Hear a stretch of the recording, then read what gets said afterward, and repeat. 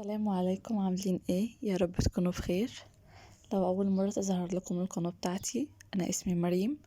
بقدم اكلات سهله بوصفات بسيطه جدا. النهارده هنعمل معاكم الفته بالطريقه المصريه بالاصول بتاعت اجدادنا زمان. ريحه وطعم يعني مش هتقدروا تقاوموا بصراحه. حاجه كده في الشتاء بالذات بتخلي الواحد يروح في حته تانية. شايفين شكلها عامل ازاي؟ يلا نبدأ. اول حاجة معايا معلقة من الزيت، ومعايا معلقة كبيرة من الثوم. هحمرها في الزيت، وانزل بمعلقتين معلقتين كبار من الخل، وهزودها بشوربة. الخل الخام، لو الخل مش خام نزود اكتر من معلقتين، يبقى ربع كوباية خل.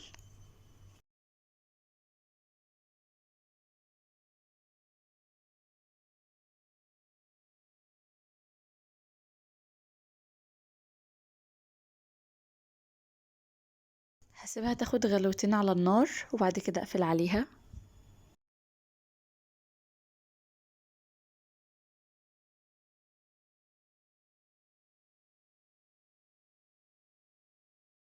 هبتدي اعمل الصلصة بتاعت الفتة. معايا برضو معلقة سمنة كبيرة، هنزل فيها معلقة كبيرة من الثوم المفروم. هحمرها برضو، وبعد كده انزل بالطماطم.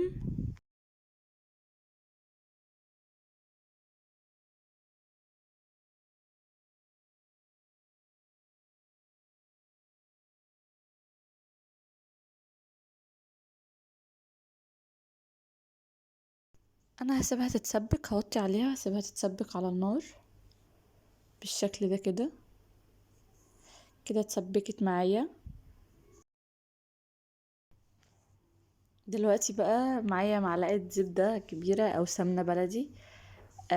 واللحمة بتاعتي اللي انا هحمرها، انا بحب احمرها يعني بحب احمرها الاول، وبعد كده اخد الزبدة دي او السمنة واحمر بيها العيش بتاعي.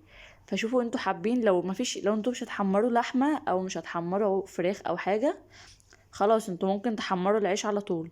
بس انا بحب الخطوة دي قوي، يعني انا الاول بحب احمر اللحمة، وبعد كده بتكون نزلت الدسم بتاعها احمر بيه العيش، بيبقى طعمه فظيع. يعني ده بيخليها طعمها في حتة تانية، صدقوني.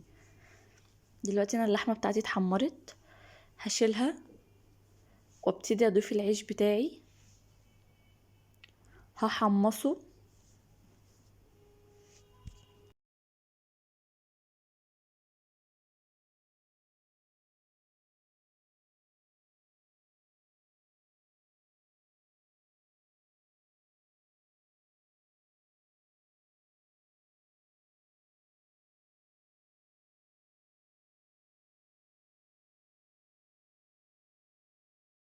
حمصت العيش وجبت طاجن بايركس كبير فاضي. حطيت العيش بتاعي فيه، ضفت العيش، هبتدي افرده، وهضيف الشوربة. بس مش هضيف شوربة كتيرة عشان ما تعجنش مني، لا انا هضيف كمية اللي هي تخلي العيش بس كده دايب شوية، وفي نفس الوقت ما تبهدلش الرز والحاجات الباقية.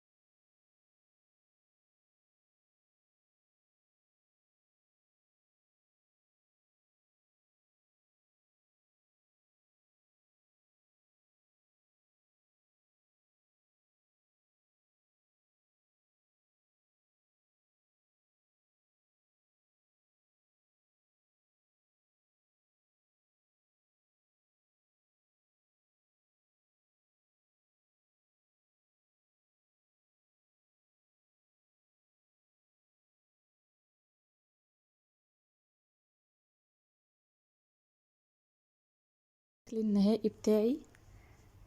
ريحة وطعم اللحمة والفتة حاجة حلوة قوي، يعني حاجة ما اقولكوش. يا رب اكون فدتكم، ولو عجبكم الفيديو ياريت تدعموني باشتراك ولايك للقناة وتفعلوا زر الجرس عشان يوصل لكم كل جديد. اشوفكم في وصفة جديدة. باي باي.